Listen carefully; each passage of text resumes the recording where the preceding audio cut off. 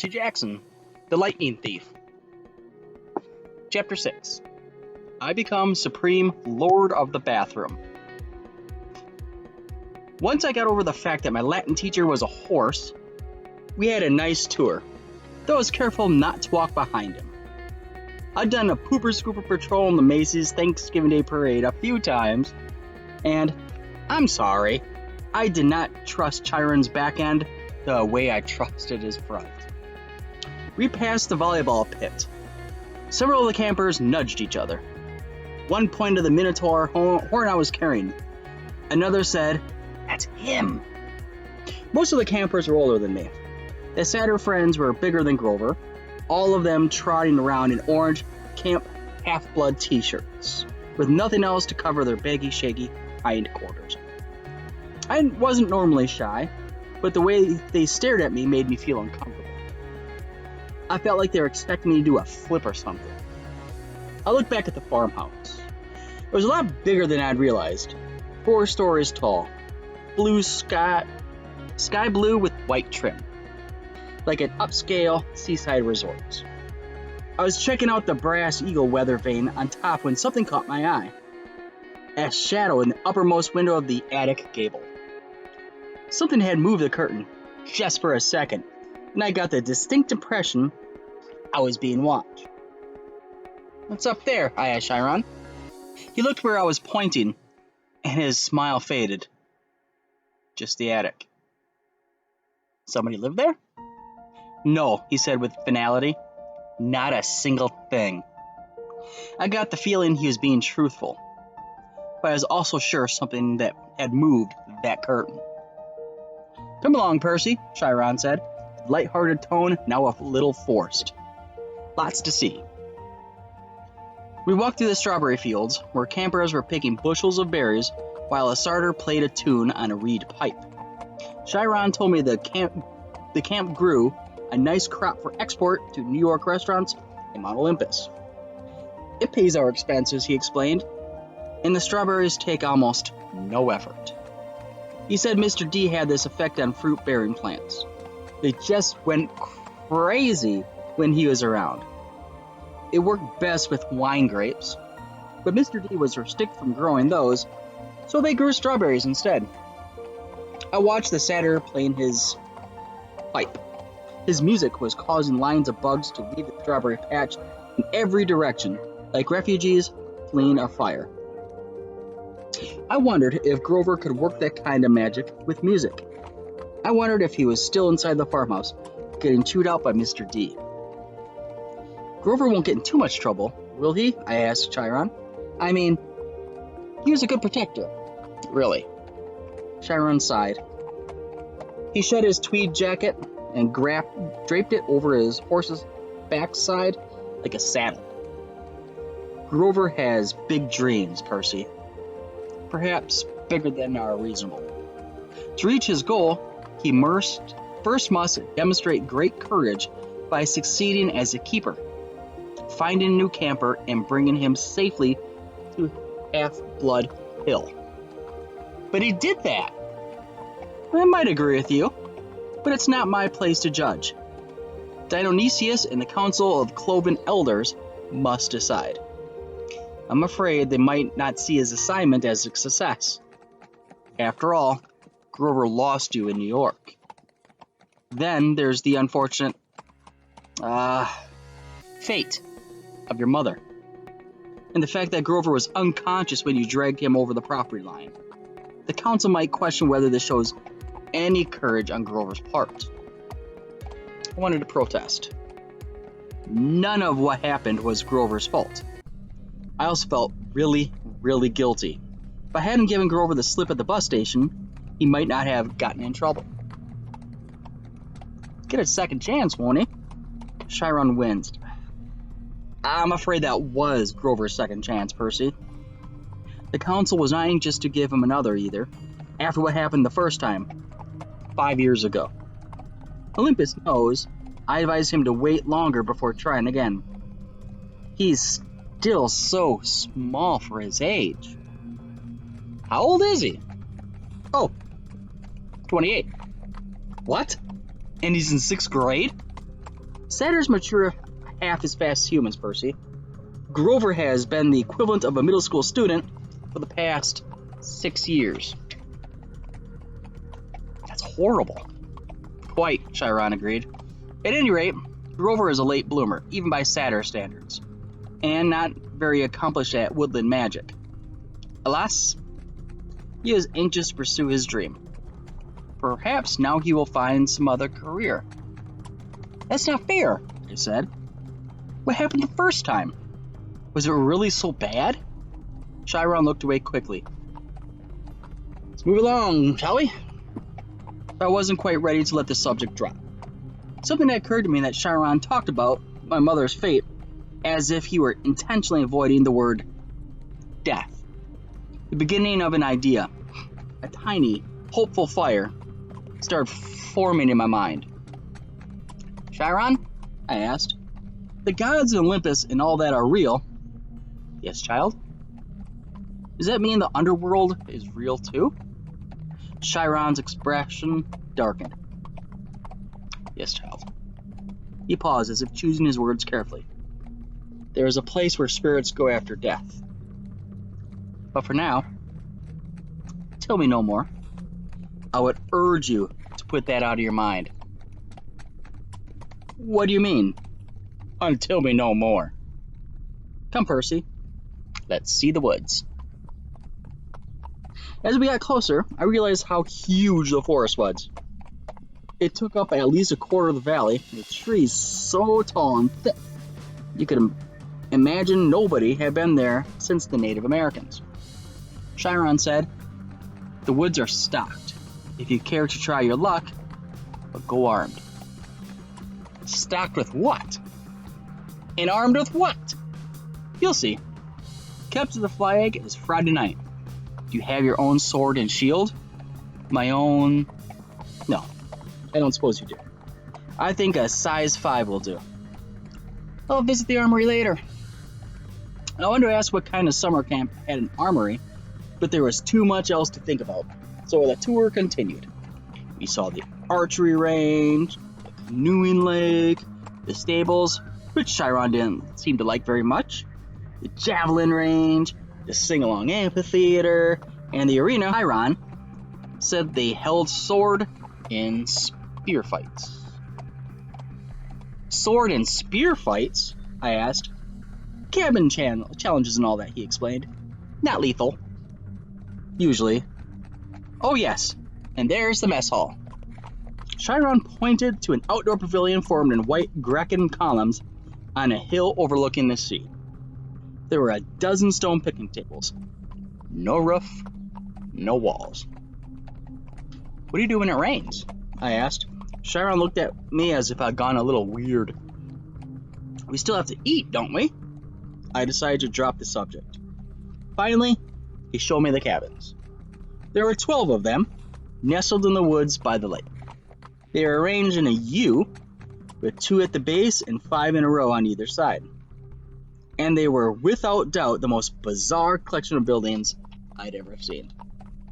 Except for the fact that each had a large brass number above the door, odds on the left, evens on the right. They looked absolutely nothing alike. Number 9 had smokestacks, like a tiny factory. Number 4 had tomato vines on the walls and a roof made out of real grass. 7 seemed to be made of solid gold, which gleamed so much in the sunlight it was almost impossible to look at. They all faced a commentary about the size of a soccer field, dotted with Greek statues, fountains, flower beds, and a couple of basketball hoops, which were more my speed. In the center of the field was a huge storm-lined fire pit. Even though it was a warm afternoon, the hearth smoldered. A girl about 9 years old was tending the flames, poking the coals with a stick. The pair of cabins at the end of the field, numbers 1 and 2, looked like his and hers mausoleums. Big white marble boxes with heavy columns in the front. Cabin 1 was the biggest and bulkiest of the 12. Its polished bronze doors shimmered like a hologram, so that the different angles lightning bolts seemed to streak across for him. Cabin 2 was more graceful somehow. with slimmer columns, gnarled and pomegranates, and flowers. The walls were carved with images of peacocks. Zeus and Hera? I guessed. Correct, Chiron said. The cabins look empty. Several of the cabins are. That's true. No one ever stays in one or two. Okay, so each cabin had a different god, like a mascot. 12 cabins for the 12 Olympians, but how would some be empty? I stopped in front of the first cabin on the left.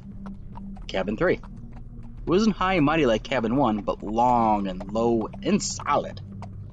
The outer walls were rough gray stone, studded with pieces of seashell and coral, as the slabs had been hewn straight from the bottom of the ocean floor. I peeked at the inside doorway. Chiron said, "Oh, I wouldn't do that."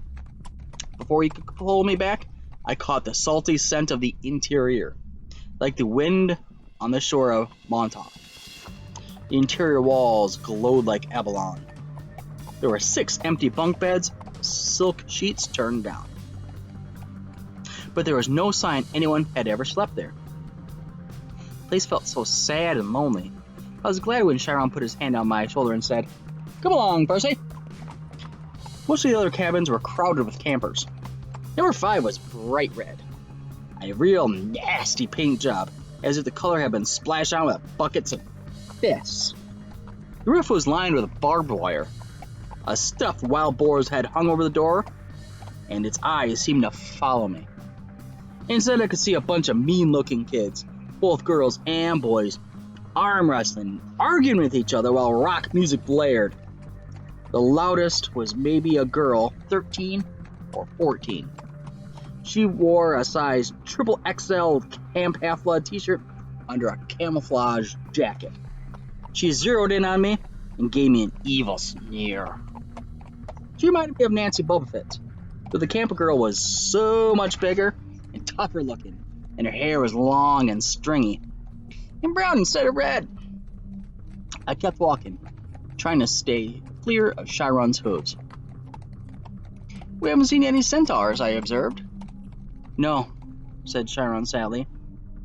"My kinsmen are a wild and barbaric folk, I'm afraid. You might encounter them in the wilderness or at major sporting events, but you won't see any here.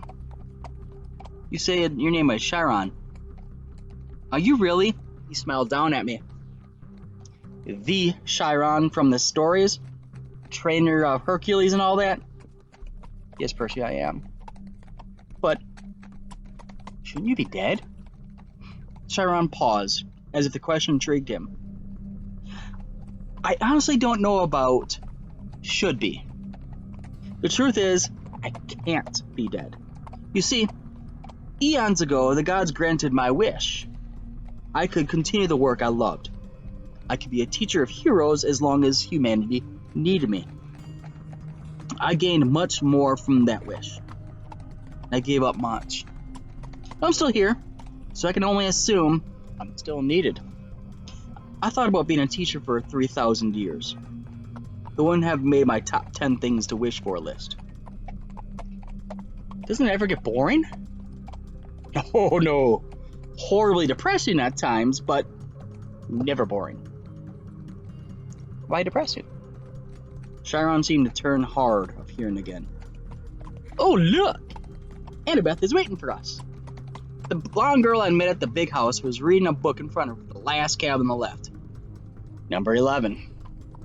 When we reached her, she looked over at me critically, like she was thinking about how much I drooled. I tried to see what she was reading, but I couldn't make out the title. I thought maybe my dyslexia was acting up. Then I realized the title wasn't in English. The letters looked like Greek to me. I mean, literally. There were pictures of temples and statues in different kinds of columns, like those in an architecture book. "Annabeth," Chiron said, "I have master's archery class at noon. Will you take Percy there?" "Yes, sir." "Cabin 11, Chiron told me, gesturing toward the doorway. "Make yourself at home." Out of all the cabins, 11 looked the most like a regular old summer camp cabin, with the emphasis on old. The threshold was worn down, the brown paint peeling. Over the doorway was one of the doctor symbols, a winged pole with 2 snakes wrapped around it. What do they call it? A caudicus. Inside, it was packed with people, both boys and girls, way more than the number of bedrooms. Sleeping bags were spread all over the floor. It looked like a gym the Red Cross had set up at an evacuation center. Chiron didn't go in. The door was too low for him. When campers saw him, they all stood and bowed respectfully. Well then, Chiron said. Good luck, Percy. I'll see you at dinner. He galloped away towards the archery range. I stood in the doorway, looking at the kids. They weren't bowing anymore. They were staring at me, sizing me up.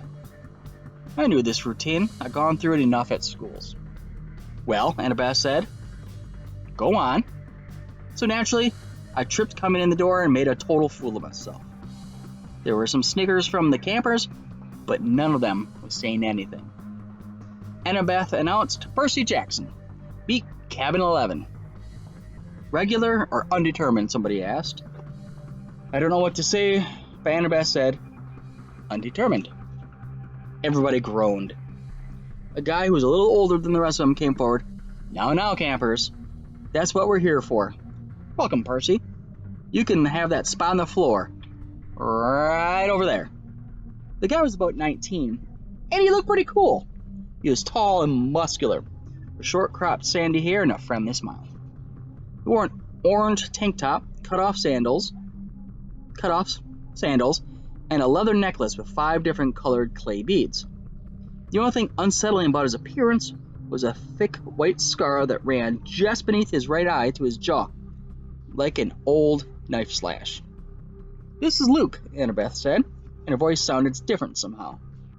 I glanced over and could have sworn she was blushing. She saw me looking and her expression hardened again. He's your counselor for now. For now? I asked. You're undetermined, Luke explained patiently. They don't know what cabin to put you in, so you're in here. Cabin 11 takes all newcomers, all visitors. Naturally, we would. Hermes, or Patrol, is the god of travelers. I looked at the tiny section on the floor they'd given me. I had nothing to put there to mark it my own. No luggage, no clothes, no sleeping bag. Just the Minotaur's horn. I thought about setting that down, but then I remembered that Hermes was also the god of thieves. I looked around at the campers' faces, some sullen and suspicious, some grinning stupidly, some eyeing me as if they'd been waiting for a chance to pick my pockets. How long will I be here? I asked. Good question, Luke said. Until you're determined. How long will that take? The campers all laughed. Come on, Annabeth told me. I'll show you the volleyball court. I've already seen it. Come on. She grabbed my wrist, dragged me outside. I could hear the kids of Cabin 11 laughing behind me. When we were a few feet away, Annabeth said, Jackson, you have to do better than that. What? She rolled her eyes and mumbled underneath her breath.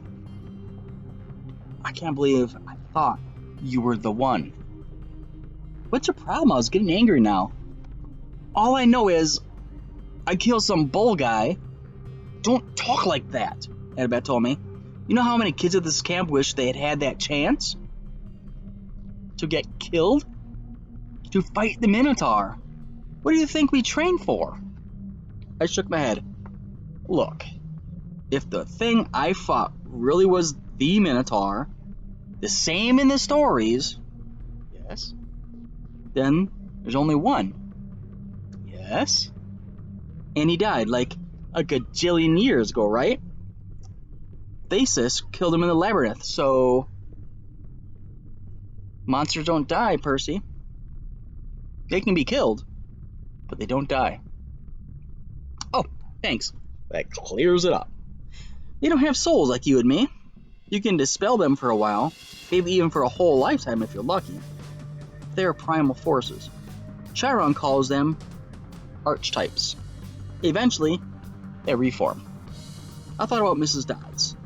You mean if I killed one accidentally with a sword, your math teacher. That's right. She's still out there. You just made her very, very mad. How did you know about Mrs. Dodds? You talk in your sleep. You almost called her something. A furry? They're Hades torturers, right? Annabeth glanced nervously at the ground, as she expected it to open up and swallow her. You shouldn't call them by name even here. We call them the kindly ones, if you have to speak of them at all. Look, is there anything we can say without it thundering? I sounded whiny, even to myself, but right then, I didn't care. Why do I have to stay in cabin 11 anyway? Why is everybody so crowded together? There are plenty of empty bunks right over there. I pointed to the first few cabins and Annabeth turned pale. You don't choose a cabin, Percy.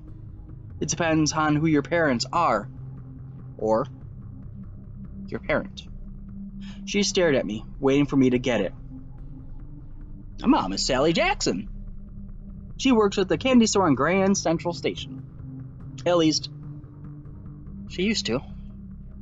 I'm sorry about your mom, Percy. That's not what I mean. Let's talk about your other dad. Your other parent. Your dad. He's dead. I never knew him. Annabeth sighed. Clearly, she had this conversation before with other kids. Your father's not dead, Percy.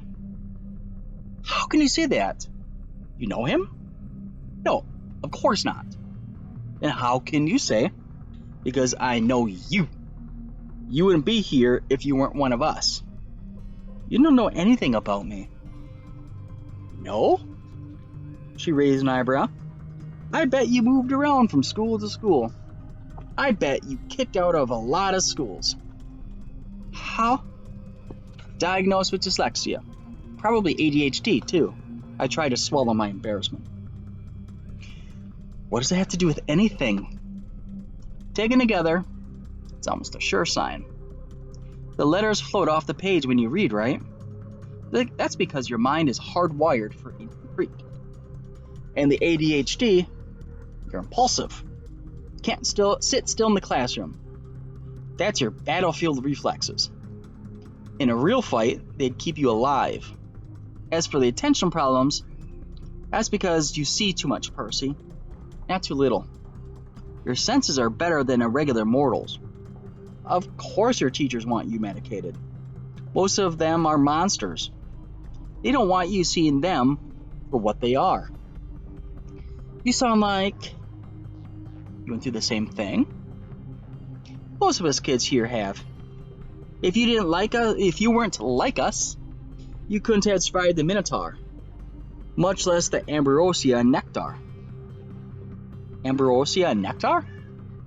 The food and drink we were giving you to make you better. This stuff would have killed a normal kid. Would have turned your blood to fire and your bones to sand, and you'd be dead. You're half-blood. A half-blood. I was reeling with so many questions, I didn't know where to start. Then a husky voice yelled, Well, a newbie! I looked over. The big girl from Ugly Red Cabin was sauntering towards us. She had 3 other girls behind her, all big and ugly and mean-looking with her, all wearing camo jackets. Clarice, Annabeth sighed. Why don't you go polish your spear or something? Sure, Miss Princess, the big girl said, so I can run you through it every Friday night. Ear S. Crocus, Annabeth said, which I somehow understood was Greek for go to the crows, though I had a feeling it was worse curse than it sounded. You don't stand a chance. We'll pulverize you, Clarice said, but her eye twitched. Perhaps she wasn't so sure she could follow through on the threat. He turned on me. He's a little runt. Percy Jackson. Beat Clarice, daughter of Ares. I blinked. Like the war god? Clarice sneered. You got a problem with that? No, I said, recover my wits. Explains the bad smell. Clarice growled. We got an initiation ceremony for newbies, Percy.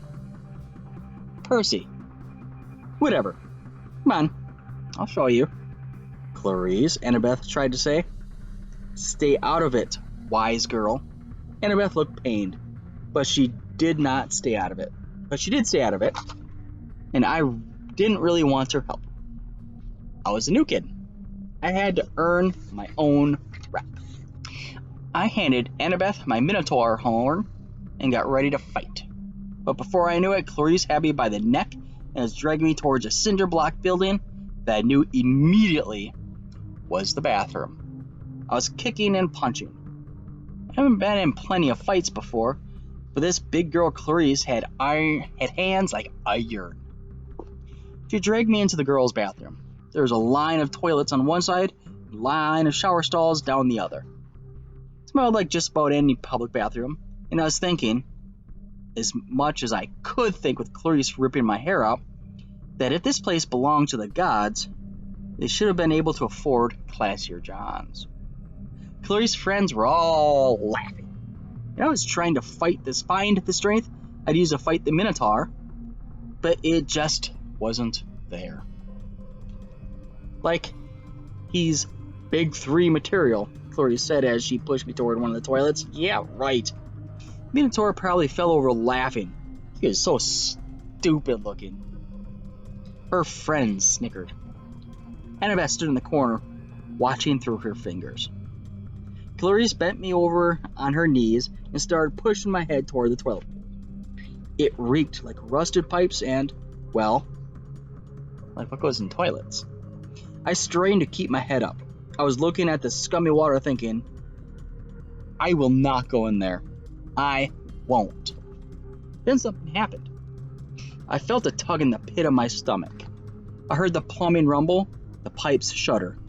Clarice's grip on my hair loosened. Water shot out of the toilet, making an arc straight over my head, and the next thing I knew, I was sprawled in the bathroom tiles with Clarice screaming behind me. I turned just as water blasted out of the toilet again, hitting Clarice straight in the face so hard it pushed her down onto her butt. The water sprayed on her like the spray from a fire hose, pushing her backward into a shower stall. She struggled, gasping, and her friends started coming toward her. But the other toilets started to explode too, and 6 more streams of water blasted back at them. The showers acted up too, and together all the fixtures sprayed the camouflage girls right out of the bathroom, spinning them around like pieces of garbage being washed away. As soon as they were out the door, I felt the tug in my gut lessen, and the water shut off as quickly as it had started. The entire bathroom was flooded. Annabeth hadn't been spared. She was dripping wet, but she hadn't been pushed out the door. She was standing in exactly the same place, staring at me in shock. I looked down and realized I was sitting in the only dry spot in the whole room. There was a circle of dry floor around me. I didn't have one drop of my clothes. Nothing. I stood up, my legs shaky. Annabeth said, How did you? I don't know. We walked to the door. Outside, Clarice and her friends were sprawled in the mud, and a bunch of other campers had gathered around to gawk. Clarice's hair was flattened across her face. Her camouflage jacket was sopping, and she smelled like sewage. She gave me a look of absolute hatred. You are dead, new boy. You are totally dead. I probably should have let it go, but I said, You want to gargle with toilet water again, Clarice? Close your mouth. Her friends had to hold her back. They dragged her toward cabin 5, while the other campers made way to avoid her flailing feet. Annabeth stared at me. I couldn't tell whether she was grossed out or angry at me for dousing her. What? I demanded. What are you thinking? I'm thinking, she said, that I want you on my team for capture the flag.